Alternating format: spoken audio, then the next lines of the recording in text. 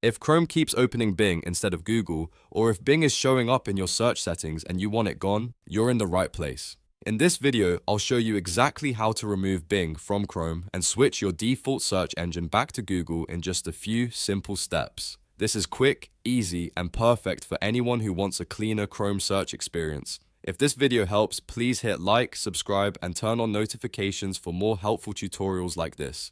Alright, let's jump in. First, open Google Chrome on your computer. Once Chrome is open, look at the top right corner of the browser. You'll see the three-dot menu icon. Click on that menu, and from the drop-down list, select Settings. This will open Chrome's settings page, where you can manage your browser preferences, search engine options, privacy settings, and more. Now, on the left side of the settings page, find and click Search Engine.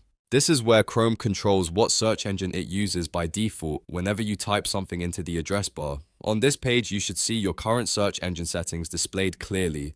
Next, look for the option to change the default search engine. Click the Change button. A list of available search engines will appear. From that list, select Google. After selecting Google, click Set as Default. This will make sure Chrome uses Google instead of Bing whenever you search from the address bar.